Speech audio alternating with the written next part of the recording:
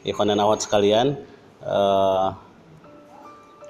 bersyukur di pagi hari ini Allah izinkan kita berkumpul, bisa bertemu di agenda rutin kita dalam situasi yang kita alami bersama, yang juga umum dialami oleh kader-kader lainnya, sehingga yang terlintas di pagi ini adalah sebuah kisah Nabi Yusuf. Ketika kita buka di Al-Quran itu dari awal sampai akhir kisah Nabi Yusuf itu sebenarnya kita bisa banyak belajar tentang situasi seorang mujahid dakwah yang dipenuhi dengan mental pejuang. Ya, seorang Yusuf yang kita ketahui bahwa dia adalah seorang anak yang kemudian menjadi korban dari kedengkian saudaranya.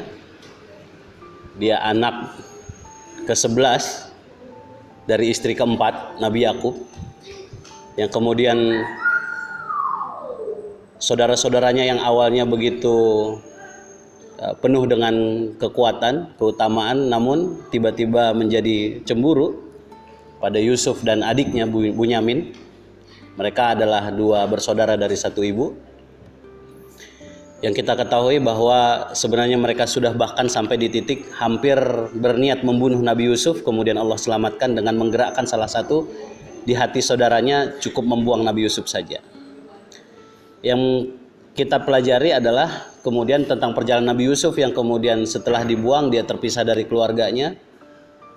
Kemudian prosesnya terjadi, dia dijual dengan harga yang sangat murah, berpindah dari Palestina kemudian ke Mesir, sampai masa remajanya dia bekerja, sampai kemudian ujian berikutnya dari perjalanan panjang dia bekerja itu, sampai di titik sebuah ujian mental tentang nafsu dunia yang kemudian Allah jaga juga Nabi Yusuf di sana.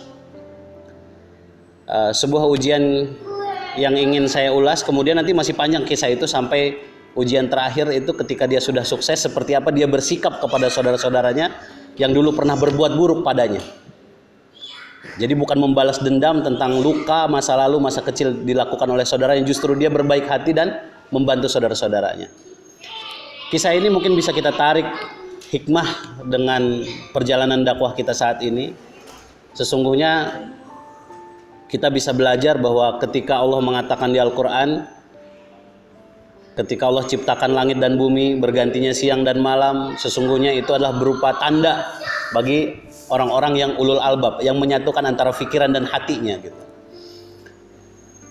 Dan kemudian mereka melanjutkan untuk memuji Allah. Artinya tidak ada satu kejadian pun yang diizinkan Allah terjadi dalam hidup kita yang bersamanya tidak ada maksud baik Allah di sana.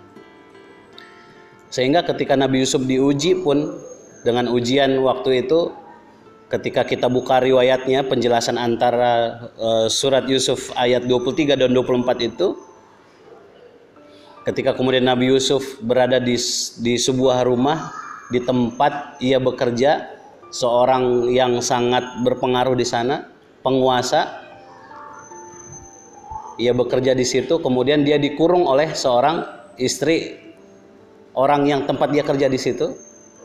Jadi ketika riwayat itu dikasih tahu bahwa ujian Nabi Yusuf itu cukup berat situasinya, ada 5 faktor paling tidak yang kemudian membuat situasi itu menjadi sangat berat bagi keimanan seorang mujahid dakwah itu gitu.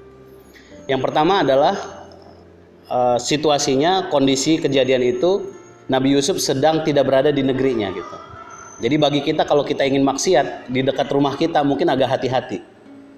Tapi Nabi Yusuf waktu itu dia orang Palestina, tapi situasinya beliau saat itu bekerjanya itu di Mesir.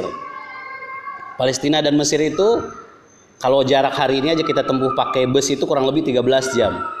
Sangat jauh, artinya tidak ada yang mengenal dia. Tidak ada yang mengenal, nggak ada yang tahu kalau aku bermaksiat pun nggak ada yang lihat, kira-kira begitu. Yang kedua, situasi itu ketika beliau disekap di sebuah kamar oleh seorang perempuan itu siapa? Perempuan itu adalah orang yang berkuasa. Dan waktu itu si perempuan itu mengancam karena daya tariknya kepada Yusuf, kemudian ia mengancam ketika Yusuf tidak mau menuruti kemauannya, maka si perempuan itu mengatakan, aku akan penjarakan engkau atau aku bunuh engkau gitu. Jadi situasinya udah, peluang maksiatnya udah besar tuh. Nggak ada yang tahu kalau saja dia mau. Yang kedua, dia dipaksa gitu. Dipaksa untuk kalau tidak melanjutkannya dia akan dibunuh atau dipenjara. Yang ketiga, tempatnya terkunci gitu kan. Sudah terkunci, tertutup. Kita bisa bayangkan gitu. Dan kemudian yang keempat, wanita ini ternyata wanita yang terpandang, dan dia itu wanita yang digambarkan itu memang memiliki kecantikan juga secara penampilannya begitu. Dan yang kelima, Nabi Yusuf adalah seorang laki-laki yang normal, memiliki ketertarikan kepada wanita, yang ketika di ayat 23 itu juga dijelaskan bahwa perlahan Nabi Yusuf pun ada keinginan yang tumbuh di dalam dirinya gitu. Jadi ketika perempuan itu menginginkan Nabi Yusuf, pelan tapi pasti Nabi Yusuf pun sudah tumbuh, sudah hadir rasa keinginan juga di dalam dirinya. Ketika kata Allah di kejadian itu di ayat 24-nya, Allah berikan tanda kepada Nabi Yusuf, yang kemudian Nabi Yusuf Allah selamatkan dari kejadian itu. Dalam riwayatnya dijelaskan bahwa hadir wajah ayahnya di situ. Yang ingin saya sampaikan ikhwan dan akhwat sekalian, bahwa ternyata dalam perjalanan seorang Yusuf yang waktu itu dikatakan, dalam riwayat itu dijelaskan ketika ayahnya muncul, bayangan ayahnya mengatakan, wahai Yusuf gitu, engkau sudah dituliskan engkau adalah seorang nabi, engkau anak keturunan nabi, engkau keturunan orang soleh, apakah engkau akan lanjutkan perbuatanmu ini, kira-kira begitu. Kemudian Nabi Yusuf keluar, saat di depan pintu ada suami si perempuan itu, kemudian fitnahnya juga terjadi. Perempuan itu mengatakan bahwa Nabi Yusuf lah yang ingin berlaku tidak sopan kepada perempuan itu. Maka pelajaran yang bisa kita ambil dari semua perjalanan Nabi Yusuf sampai di titik sini saja dulu gitu ya. Ketika nanti kita ulas, ketika nanti perjalanannya lebih panjang lagi, masih banyak pelajaran lain gitu. Bahwa dalam situasi dakwah kita hari ini pun mungkin mirip-mirip seperti itu godaannya gitu. Ya, mulai terlihat di sekeliling kita, di beberapa orang-orang kader-kader dakwah, bahwa sampai di level kader inti pun kita melihat gitu, bahwa tidak sedikit di antara kita yang mulai beralih orientasi gitu. Menasional rasanya kondisi seperti ini gitu. Ketika kita sudah mulai merasa tidak nyaman bersama barisan ini, sebagaimana kemudian almarhum Ustadz Rahmat Abdullah juga mengatakan bahwa yang namanya ikhwah itu, kader dakwah itu, dia itu kuat kalau hidup melarat. Tapi mereka biasanya tidak kuat justru ketika melihat saudaranya mulai sukses. Ngiri gitu. Dan ini situasi kayak gini nih kelihatan gitu saat ini. Jadi mempengaruhi satu dengan yang lainnya ketika melihat aku kerja sementara dia punya waktu banyak untuk kemudian menambah pundi-pundi bisnisnya dan seterusnya, penghasilan makin bagus, dia udah punya ini punya itu, aku masih begini-begini aja gitu. Belum lagi yang jadi anggota dewan kan dia gitu. Ketika dia jadi anggota dewan, aku juga nggak dapat apa-apa. Ini banyak nih, udah mulai bisikan-bisikan kayak gini, ungkapan-ungkapan begitu udah mulai banyak kita dengar gitu. Kemudian di sisi lain ada lagi yang mulai membanding-bandingkan. Ini penyakit salah satu yang ditakutkan oleh Rasulullah terjadi pada umatnya adalah ketika ada seseorang di antara kita yang melihat saudaranya semangat, maka ia semangat, dan ketika dia melihat saudaranya malas, ia pun ikut malas. Ini adalah salah satu karakter umat akhir zaman yang ditakutkan oleh Rasulullah terjadi gitu. Maka ketika tadi Nabi Yusuf berada di situasi yang berat itu, saya kira hari ini pun kita berada di situ gitu. Saya pribadi berada di titik itu. Ketika pengen juga tergoda gitu kayaknya.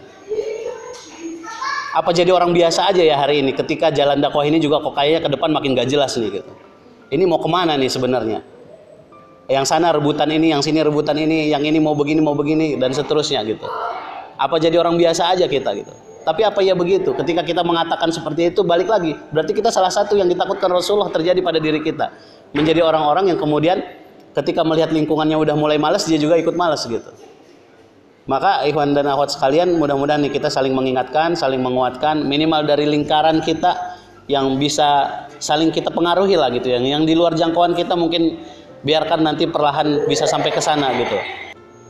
Maka kalau dibiarkan terus ini, persoalan ini nggak akan selesai gitu, dan bisa tutup ini nanti tarbiyah ini kalau memang ceritanya begini. Karena di sisi lain kita bisa lihat nih geliat-geliat organisasi dakwah harokah yang lain tuh luar biasa gitu.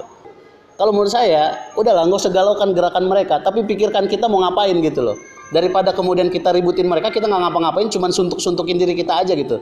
Mendingan kita fokus ke kita bisa ngerjain apa, kita bikin gelombang apa, kita bikin gerakan apa, yang bisa kita jangkau, kita bikin, kita kerjakan gitu. Fokus ke diri kita, benahin diri kita yang bisa aja yang kita kerjakan gitu. Sehingga kita nggak ada waktu untuk berpikir ngelihat orang lain udah enak, ngelihat orang lain udah maju, ngelihat orang ini, terus kita hanya galau-galau begitu aja. Lebih baik kita sibukkan diri kita untuk mengurus kerja-kerja kita. Mudah-mudahan nanti ketika Allah izinkan kita untuk kemudian dikatakan oleh Allah cukup, entah nanti cukupnya itu Allah pisahkan kita dengan cara apapun gitu, termasuk ketika Allah panggil kita seperti saudara-saudara kita sebelumnya, kita bisa hadir di hadapan Allah dengan mengatakan, ya Allah, aku sudah tunaikan tugasku sepanjang hidupku gitu. Aku sudah tunaikan sesuai dengan apa yang aku janjikan di hadapanmu dengan muahadahku dulu itu gitu.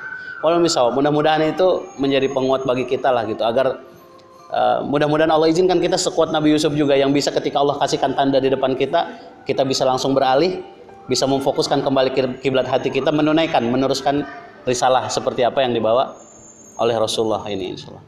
Saya kira itu ya. Mohon maaf ketika ada yang kurang berkenan. Bila taufiq wal hidayah. Assalamualaikum warahmatullahi wabarakatuh. Waalaikumsalam warahmatullahi wabarakatuh.